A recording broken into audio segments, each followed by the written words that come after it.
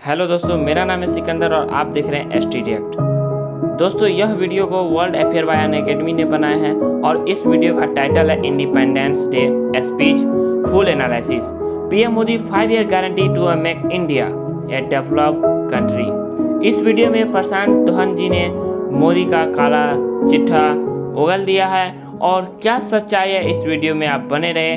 और आइए हम बताते हैं कि पीएम मोदी ने 70वें स्वतंत्रता दिवस पर इस दौरान पीएम ने कहा कि 2014 में हम वैश्विक अर्थव्यवस्था में 10वें नंबर पर थे और आज 140 करोड़ देशवासी और हम विश्व की 5वीं अर्थव्यवस्था बन चुके हैं। पीएम ने अर्थव्यवस्था के लिए बड़ा वादा भी किया। क्या बोले पीएम और आपका क्या राय है, कमेंट में जरूर बताएं। और मैं आपको विश्वास दिलाता हूं, आने वाले 5 साल में मोदी का गारंटी है, देश पहले 3 वैश्विक इकोनॉमी में अपना जगह ले लेगा। ये पक्का जगह ले लेगा। तो जो 77th इंडिपेंडेंस डे है ये काफी स्पेशल रहेगा, क्योंकि पहली बात तो गारंटीज मिली है कि बिल्कुल हम दुनिया की तीसरी सबसे बड़ी इकोनॉमी नॉमिनल जीडीपी के हिसाब से in terms of PPP already हम दुनिया की 3rd लार्जेस्ट इकोनॉमी है। नॉमिनल जीडीपी के हिसाब से बहुत ही जल्द बन जाएंगे 3rd लार्जेस्ट। और पीएम मोदी ने ये जो गारंटी दी है देश को, साथ ही साथ और भी बहुत सारी बातें मेंशन करी अपने स्पीच में। ये सब हम जानेंगे, बहुत कुछ यहाँ पे आपको जानने को मिलेगा। मगर सबसे पहले ना कुछ बेसिक्स जान लो, जो बेसिक पॉइंट्स हैं जो आज के समय काफी डिस्कस किए जा रहे हैं। सबसे पहली बात, थीम क्या है 77th इंडिपेंडेंस डे का? ये है नेशन फर्स्ट ऑलवेज फर्स्ट। उसके अलावा एक बड़ा इंटरेस्टिंग पॉइंट मैं आपको बताऊं, 15 अगस्त ना सिर्फ इंडिया के लिए, कई कंट्रीज के लिए स्पेशल है, क्योंकि इस तारीख को ना सिर्फ इंडिया, 5 और देशों को भी मिली थी आजादी। यहाँ पे आप देख पाओगे स्क्रीन पर, India, North Korea, South Korea, Bahrain, लिechtenstein, उसके अलावा रिपब्लिक ऑफ कॉन्गो, इन सब कंट्रीज को 15 अगस्त को मिली थी आजादी। अगर आप ये सोच रहे हैं नॉर्थ कोरिया, साउथ कोरिया को आजादी किससे मिली थी? जापान से मिली थी, जापानीज एम्पायर से इनको आजादी मिली थी।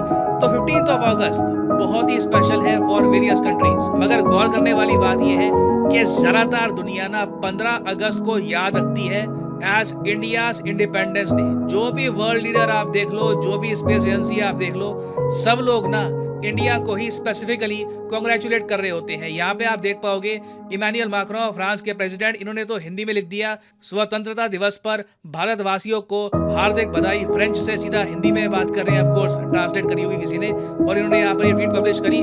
और उसके अलावा आप देखो ऑस्ट्रेलिया के पीएम, रशिया के प्रेसिडेंट व्लादिमीर पुतिन, सबने इंडिया को किया है कांग्रेचुलेट। यूएस में अभी रात चल रही है, जब वहां पे लोग उठेंगे तो मोस्ट प्रोबेबली जो बाइडेन की तरफ से और लोगों की तरफ से भी इंडिया को कांग्रेचुलेट किया जाएगा। और जब मैं ये सारे डिटेल्स इकट्ठे कर रहा था, मैंने एक बात नोट करी, एक वैसे ही आपको इंटरेस्टिंग पॉइंट बता रहा हूँ। एक एक्टर है अक्षय कुमार, आप सबको इनके बारे में पता होगा। ये एक टाइम पे अपनी लाइफ में कनेडियन सिटीजन बन गए थे, अब ये वापस इंडियन सिटीजन बन चुके हैं। एक आप कह लीजिए ऑस्पिशियस तारीख को इन्हें वापस अपनी नागरिकता मिल चुकी है। He is now an Indian citizen. Now अगर हम बात करें पीएम मोदी के स्पीच की, ये स्पीच बहुत लंबा था। पीएम मोदी ने ऑलमोस्ट 90 मिनट्स तक स्पीच दिया, वेरियस टॉपिक्स को कवर किया। मगर मैं इस वीडियो में ना प्राइमरली 5 मेन पॉइंट्स आपको बताऊंगा इनकी स्पीच से। सबसे पहला पॉइंट तो है मणिपुर। मणिपुर के बारे में देखिए, सबसे पहले पीएम मोदी ने ये कहा, मेरे प्यारे परिवारजनों, पिछले कुछ सप्ताह नॉर्थ ईस्ट में, विशेषकर मणिपुर में और हिंदुस्तान के भी अन्य कुछ भागों में, लेकिन विशेषकर मणिपुर में जो हिंसा का दौर चला, कई लोगों को अपना जीवन खोना पड़ा, मां बेटियों के सम्मान के साथ खिलवाड़ हुआ। लेकिन कुछ दिनों से लगातार शांति की खबरें आ रही हैं। देश मणिपुर के लोगों के साथ है। देश मणिपुर के लोगों को पिछले कुछ दिनों से जो शांति बनाए रखी है, उस शांति के पर्व को आगे बढ़ाए और शांति से ही समाधान का रास्ता निकलेगा। तो मणिपुर का जो टॉपिक है ना, देखिए पीएम मोदी ने सबसे पहले कवर किया है। ये बहुत ही इंपॉर्टेंट था, क्योंकि कंट्री को आश्वासन चाहिए था कि क्या मणिपुर में सिचुएशन वापस नॉर्मल हो रही है। तो इसको लेकर पीएम मोदी ने ये कहा है कि धीरे धीरे कोशिश की जा रही है। केंद्र सरकार, मणिपुर की सरकार पूरे एफर्ट डाल रही है कि वापस पीस जल्द से जल्द स्थापित किया जाए मणिपुर में। और आगे उन्होंने एक बात ये भी मेंशन करी है कि मणिपुर के दृश्य देखकर पूरे इंडिया में जो एक आप कह लीजिए यूनिटी का भाव आया था। चाहे इंडिया का कोई भी कोना हो, वहां पर वायलेंस हो रहा है, गलत चीजें हो रही है, तो पूरा इंडिया इकट्ठा उसको कंडेम करता है। ये लाइन पीएम मोदी ने कही है, when I talk about unity, if there is violence in Manipur, the pain, इसका दर्द ऑल द वे महाराष्ट्र में भी महसूस किया जाता है, फ्रॉम ईस्ट टू वेस्ट। ना मणिपुर के टॉपिक के बाद पीएम मोदी ने ना भारत के जो सपने हैं, भारत जो बन सकता है इन द फ्यूचर, उसके बारे में बात करी। इन्होंने ये कहा है कि पहली बात तो हम सबका सौभाग्य है कि हम इस वक्त अमृत काल में जी रहे हैं और हमें एक अवसर मिला है कि भारत की एक ऐसी फाउंडेशन हम रखिए जिससे आने वाले कई सालों तक भारत लगातार ग्रो करता रहे। और इन्होंने स्पेसिफिकली ये बात फिर मेंशन करी है कि टारगेट भारत का यही है कि 2047 तक इंडिया बन जाएगा एक डेवलप्ड कंट्री। अगर 2047 में हमें हमारे देश को विकसित भारत के रूप में देखना है तो हमें श्रेष्ठ भारत के मंत्र को जीना होगा, हमें चरितार्थ करना होगा। अब हमारे प्रोडक्शन में मैंने 2014 में कहा था जीरो डिफेक्ट, जीरो इफेक्ट। दुनिया के किसी भी टेबल पर मेक इन इंडिया चीज हो तो दुनिया को विश्वास होना चाहिए, इससे बेहतर दुनिया में कुछ नहीं हो सकता है। ये अल्टीमेट होगा। हमारी हर चीज, हमारी सर्विसेज होगी तो श्रेष्ठ होगी, हमारे शब्द की ताकत होगी तो श्रेष्ठ होगी, हमारी संस्थाएं होगी तो श्रेष्ठ होगी, हमारी निर्णय प्रक्रियाएं होगी तो श्रेष्ठ होगी। ये श्रेष्ठता का भाव लेकर के हमें चलना होगा। एक विकसित भारत, ये ऐसा सपना है जिसके बारे में जब भी मैं सोचता हूँ ना, पीएम मोदी इसके बारे में बात करते हैं तो ऑब्वियसली ये ख्याल आता है टाइम इतना हमारे पास बचा नहीं है। 2047 इतना दूर नहीं है। अगर हम बात करें कंट्री को डेवलप बनाने में, वैसे तो बहुत सारा टाइम है, मगर एक देश इंडिया जैसा जो अभी भी ह्यूमन डेवलपमेंट इंडेक्स में बहुत पीछे है, पर कैपिटा इनकम जहाँ पे बहुत कम है, जहाँ पर जीएनआई पर कैपिटा बहुत कम है, हम लोग एक विकसित देश क्या बन पाएंगे, ये बड़ा टारगेट है। और अगर हम इसको अचीव कर पाते हैं ये एक मिराकल होगा, ये बिल्कुल एक मिराकल होगा। अब वैसे आप अगर ये पूछे कि विकसित देश बनता कैसे है, कंट्री कितनी जीडीपी चाहिए होती है, कितनी पर कैपिटा इनकम चाहिए होती है, देखिए इसको लेकर कोई प्रॉपर फॉर्मूला नहीं है।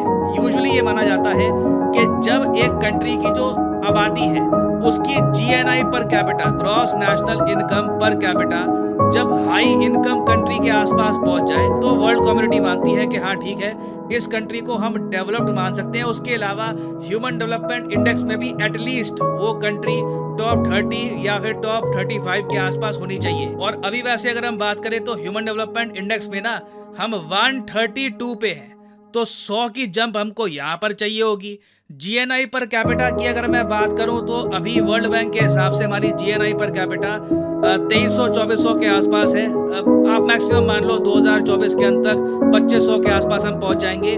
तब भी हमें हाई इनकम इकोनॉमी के आसपास आने के लिए ना एटलीस्ट मिनिमम से मिनिमम $13,205 से तो ज़्यादा जीएनआई पर कैपिटा चाहिए होगी। तो मैसिव ट्रांसफॉर्मेशन चाहिए। तो इतने कम टाइम फ्रेम में हम ये कैसे कर पाएंगे ये देखना होगा, बट बाय गॉड बोलना होगा, अगर बूढ़ा होने से पहले, अगर मरने से पहले एक बार देख पाऊं मैं विकसित भारत, तो एक बहुत ही सौभाग्य की बात होगी। हम सब लोगों के लिए एक कलेक्टिव अकॉम्प्लिशमेंट होगी ये ना। फिर अगर हम आगे बढ़े तो पीएम मोदी ने वुमेन एम्पावरमेंट के बारे में बहुत बात कही है। पहली बात तो देखिए, पीएम मोदी ने ये भी कहा है कि एक टारगेट रखा जाएगा कि देश में 2 करोड़ लखपति दीदीज बने। तो बेसिकली विमेन एमएसएमईज को सपोर्ट किया जाएगा, जो हमारी विमेन वर्कफोर्स है उनके लिए काम किया जाएगा। और ये स्पेसिफिकली कहा है पीएम मोदी ने विमेन के बारे में, विमेन एम्पावरमेंट के बारे में। मुझे अभी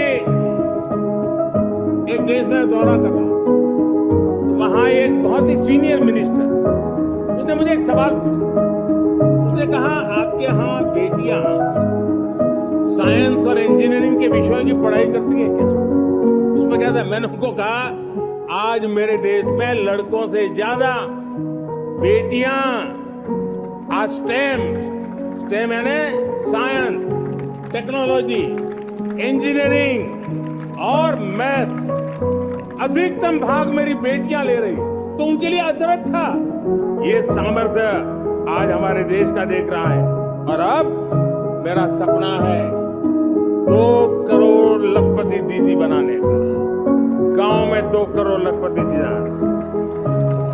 इसके लिए एक नया अभिगम भेजा। साइंस और टेक्नोलॉजी, हमारे गांव की महिलाओं का भी सामर्थ्य देखता हूं मैं, और इसलिए हम एक नई योजना सोच रहे हैं कि हमारे एग्रीकल्चर सेक्टर में टेक्नोलॉजी आए, एग्रीटेक को बल मिले। इसलिए विमेन सेल्फ हेल्प ग्रुप की बहनों को हम ट्रेनिंग देंगे, ड्रोन चलाने की, ड्रोन रिपेयरिंग की हम ट्रेनिंग देंगे, और हजारों ऐसे विमेन सेल्फ हेल्प ग्रुप को भारत सरकार ड्रोन देगी, ट्रेनिंग देगी, और हमारे एग्रीकल्चर के काम में ड्रोन की सेवाएं उपलब्ध हो। इसके लिए हम शुरुआत करेंगे। प्रारंभ हम 15,000 विमेन सेल्फ हेल्प ग्रुप के द्वारा ये ड्रोन की उड़ान का हम आरंभ कर रहे हैं। ओके, तो बहुत अच्छा लगा देखकर कि देश के पीएम ओपनली कह रहे हैं कि हमें स्टेम सब्जेक्ट्स को ज़्यादा प्रमोट करना होगा, स्पेशली अमंग वुमेन। स्टेम के बारे में आपको पता होगा, इसकी फुल फॉर्म है साइंस, टेक्नोलॉजी, इंजीनियरिंग और मैथमेटिक्स। मैंने आज से कुछ महीने पहले एक वीडियो बनाई थी जहां पर मैंने आपको दिखाया था कि ऋषि सुनाक जो यूके के पीएम है वो भी सेम बात कह रहे हैं कि स्टेम को हमें प्रमोट करना होगा, हमें इंश्योर करना होगा कि हमारे जो स्टूडेंट्स हैं ये अर्ली एज में मैथमेटिक्स सीखें। तो दुनिया में किसी भी देश में आप चले जाइए, स्टेम बहुत ही इंपॉर्टेंट बन गया है ग्रोथ के लिए। और वैसे ना देखो, इस टॉपिक पे मैं एक अलग से वीडियो बनाऊंगा। इंडिया में ना एक यूनिक ट्रेंड है, मैंने नोटिस किया है कि हमारे यहाँ ना साउथ में बहुत सारी पॉपुलेशन है, आई मीन मेजॉरिटी तो नहीं कहूँगा मैं, मगर फिर भी एक बड़ी आबादी है, वो लोग स्टेम सब्जेक्ट्स लेते हैं। मगर नॉर्थ में ना, मतलब आप कह लो यूपी में, राजस्थान कह लो, पंजाब के आसपास स्टेम सब्जेक्ट्स इतना लोग लेते नहीं है, ह्यूमैनिटीज पे ज़्यादा फोकस होता है, जो अपने आप में अच्छी बात है, ठीक है, ह्यूमैनिटीज पर भी फोकस होना चाहिए। मगर ओवरवेलमिंगली कई जगह तो मतलब स्टूडेंट्स का 70% के आसपास ही आप देखोगे तो ह्यूमैनिटीज को फॉलो कर रहा होता है। तो स्टेम सब्जेक्ट्स को देखिए, मैं कहूँगा विमेन में तो बिल्कुल, उसके अलावा ऑल टुगेदर नॉर्दर्न स्टेट्स में हमें प्रमोट करने की बहुत आवश्यकता है, क्योंकि इन्हीं सब्जेक्ट से फ्यूचर की जो जॉब्स हैं वो निकलने वाली है। अगर ट्रूली अपनी आबादी को स्किल्ड करना है ना, तो स्टेम सब्जेक्ट्स में उनकी पकड़ स्ट्रॉन्ग होनी चाहिए। नाउ इस सब के बाद देखिए, पीएम मोदी ने जो एक्सट्रीम वेदर कंडीशंस हैं इनको भी हाईलाइट किया है।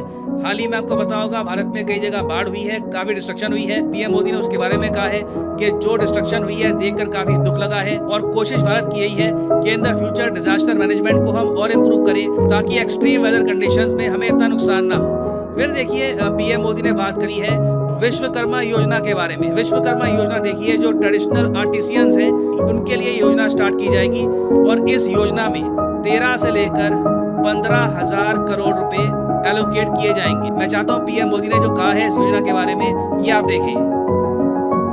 आने वाले दिनों में, आने वाली विश्वकर्मा जयंती पर एक कार्यक्रम हम लागू करेंगे।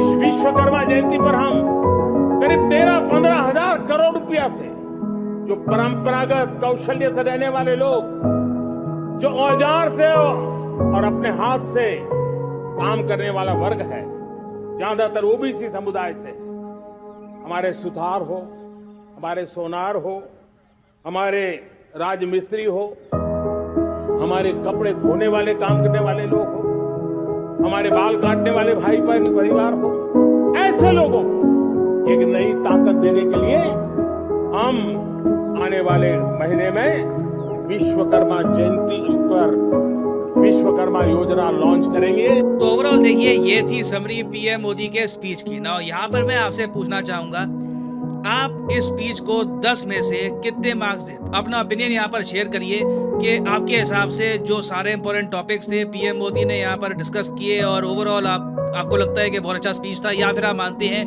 कुछ और टॉपिक्स थे वो भी यहाँ पर मेंशन कर सकते हैं। लिखिएगा इसके बारे में कमेंट सेक्शन में कि आउट ऑफ 10, फ्रॉम 1 to 10 इस स्पीच को आप कितना रेट करेंगे। मैं जेन्युइनली जानना चाहूंगा आपका ओपिनियन कमेंट सेक्शन में। और हाँ, आप लोगों के लिए एक इम्पोर्टेंट जानकारी, अनअकैडमी ने एक मैसिव स्केल एक्टिवेट कर दी है 15 अगस्त के लिए। तो अभी क्या होगा, 13 अगस्त से लेकर 16 अगस्त तक अनअकैडमी के जो यूपीएससी कोर्सेज हैं इनके प्राइस गिर दिए जा चुके हैं। There has been a huge price drop. तो कमेंट सेक्शन में जाइए, यहाँ पे आपको मिलेगा लिंक।